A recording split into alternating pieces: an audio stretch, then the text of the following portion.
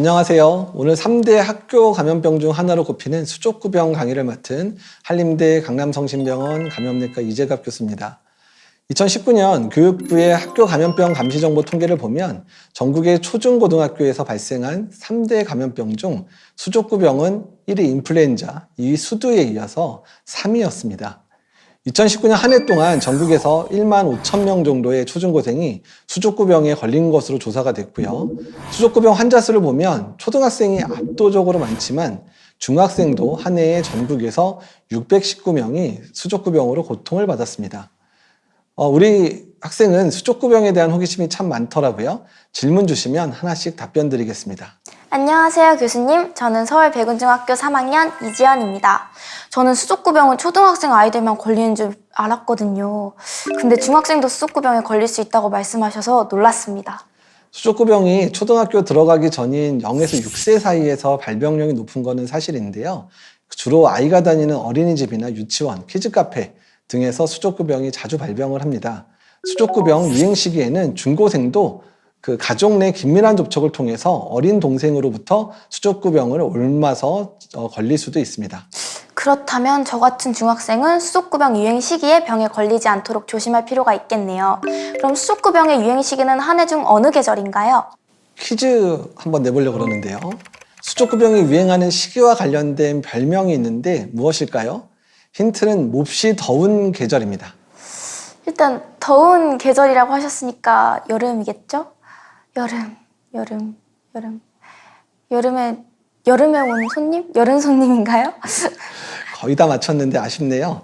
수족구병의 별명은 여름철 불청객입니다. 아쉽네요. 일반적으로 여름부터 이른 가을에 걸쳐 유행하지만 해마다 유행 기간에 약간 차이는 있을 수 있습니다. 우리나라에서는 일반적으로 5월부터 본격적으로 발생이 증가해서 6월 말에 최대에 이릅니다. 유행 시기에는 영유아나 어린이 보육시설 중심으로 환자가 집단으로 발병합니다. 그런데 수족구병 이름의 수족구는 혹시 입, 손, 발을 의미하는 한자인가요? 예, 맞습니다. 수족구병은 병의 이름으로 알 수 있듯이 입, 손, 발에 물집이 생기는 비교적 흔한 급성 감염병입니다. 손발 입병이라고 한글로 얘기하기도 하죠. 병의 증상이 매우 뚜렷하기 때문에 누구나 쉽게 확인할 수 있고요. 간혹 손과 발에 생기는 물집의 숫자가 매우 적거나 물집이 아닌 작고 붉은 일반적인 발진이 생기면 조기 진단이 어려워질 때도 있습니다. 그럼 수족구병의 주요 증상은 무엇인가요? 수족구병의 주증상은 3일에서 5일 정도 잠복기를 거친 이후에 손바닥, 손가락의 옆면, 발 뒤꿈치, 엄지발가락, 입안에 물집이 생기는 거거든요. 물집은 쌀이나 파달 크기 정도고요. 가렵거나 아프지 않을 때도 있습니다. 하지만 실제로 손발입 외에도 전신에 퍼지거나 아예 엉덩이, 팔뚝 같은 전혀 다른 부위에만 나타나는 분도 있습니다. 물집을 건드리거나 터뜨리면 아프겠죠? 예, 입안의 물질이 터져 궤양이 생기고 이렇게 되면 음식을 먹을 때 아프기 때문에 일시적으로 식사량이 줄었다가 대개 서서히 좋아지는 분들도 있거든요. 그러나 간간이 전혀 먹지 못해서 탈수가 생기거나 또는 심각한 후유증인 뇌수막염, 뇌염과 같은 신경계 합병증이 발생해서 입원하거나 또는 아주 드물지만 사망하는 경우들도 있기 때문에 주의가 필요한 병입니다. 그럼 수족구병을 일으키는 병원체는 무엇인가요? 수족구병은 장바이러스가 일으키는데요. 장바이러스 70가지가 일으킨다고 알려져 있기는 하고요. 다만 그중에 가장 흔하게 일으키는 바이러스는 콕사키 바이러스입니다. 수족구병은 어떤 경로를 통해 감염되나요? 첫 번째로는 콕사키 바이러스와 같은 장바이러스가 포함된 환자의 대변이 손이라든지 일상의 생활동호를 오염시키게 되고요. 이런 오염된 생활도구 또는 아이들의 장난감 같은 것들을 아이들이 손으로 만져서 손을 입에 가져다 대든지 아니면 이런 장난감들을 입에 넣게 되면 그것들을 흡입해서 감염이 되기도 하거든요. 이렇게 감염된 사람은 대변으로 수주에서 수개월까지 바이러스가 나올 수 있기 때문에 대변을 통한 전파가 매우 오랜 기간 이루어질 수도 있습니다. 그럼 장바이러스에 감염되면 바로 수족구병 증상이 생기는 건가요? 장바이러스가 처음 우리 몸에 들어오면 증상이 생기기까지 바이러스가 우리 몸에서 증식을 하는 시간이 필요하잖아요. 그것을 잠복기라고 하는데 한 3일에서 10일 정도의 시간이 걸립니다. 수족구병은 증상이 뚜렷해서 증상만 봐도 누구나 쉽게 수족구병이란 사실을 알아낼 수 있다고 하는데 수족구병의 주 증상은 무엇인가요? 수족구병에 걸리면 피부의 색깔과 모양이 변합니다. 이를 피부 발진이라고 하는데요. 피부 발진은 손등과 발등에 주로 생기지만 손바닥, 발바닥, 손, 발가락 사이에도 흔하게 생깁니다. 대개는 증상이 없지만 누르면 약간 아프거나 가려움증이 느껴지기도 하고요. 발보다는 손에서 더 흔합니다.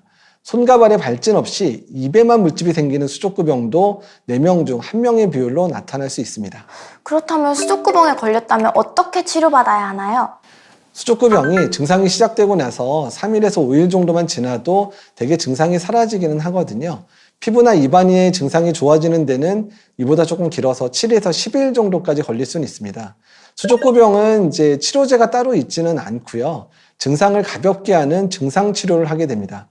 입안에 궤양이 생기기 때문에 먹는 양이 크게 줄어드는 사람들 같은 경우에는 영양수액이라든지 이런 것들을 공급해서 이제 낫게 해야 되고요.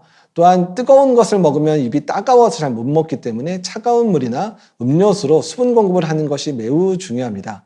매운 음식이나 신음식은 입안의 궤양을 자극하여 통증이 생길 수 있기 때문에 가능한 한 피하는 게 좋겠습니다. 열이 나면 미지근한 물로 몸을 닦아주거나 해열제로 열을 식히면 좋겠고요. 입의 통증이 너무 심한 경우에는 해열 진통제를 쓰거나 입안에 뿌리는 국소 진통제를 먹는 것도 한 가지 방법입니다. 수족구병도 바이러스가 일으키는데 코로나19처럼 예방 백신이 있나요? 아쉽게도 아직 수족구병 예방 백신은 개발이 되지 않았고요. 수족구병을 일으키는 장바이러스 종류가 70가지가 넘기 때문에 백신을 만드는 데 매우 어렵습니다. 수족구병은 치료법도 아직 명확지 않기 때문에 어떻든 걸리지 않게 하는 게 가장 중요합니다. 그렇다면 수족구병은 어떻게 예방해야 할까요?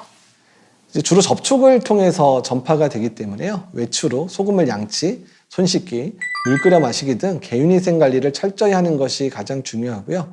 되도록 집에서 쉬도록 하고 장난감이나 주변 환경도 깨끗이 관리하는 것이 좋겠습니다. 기침할 때는 옷소매 휴지로 입과 코를 가리는 기침 예절을 준수하고 배설물이 묻은 옷 등은 철저히 소독해야 합니다.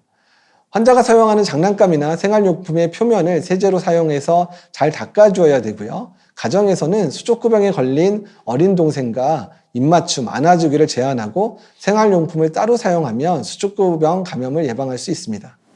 수족구병 진단을 받았다면 학교에다가 이야기를 해야 하나요? 수족구병에 걸린 학생이 학교 출석 등 단체 생활을 하게 되면 다른 학생에게 감염될 수도 있거든요. 그래서 병이 나을 때까지 등교나 단체 생활을 피해야 됩니다. 손발의 물집을 터뜨리지 않는 것도 중요하고요. 학생이 더 집중해서 들었는지 퀴즈 한번 또 내볼까요? 수족구를 일으키는 주요 바이러스는 무엇인지 기억하시나요? 잠깐만요. 콕사키 바이러스요. 근데 많은 장 바이러스 때문에 예방 백신은 없었다고 하셨던 게 기억이 나요. 맞습니다. 정말 열심히 들었군요.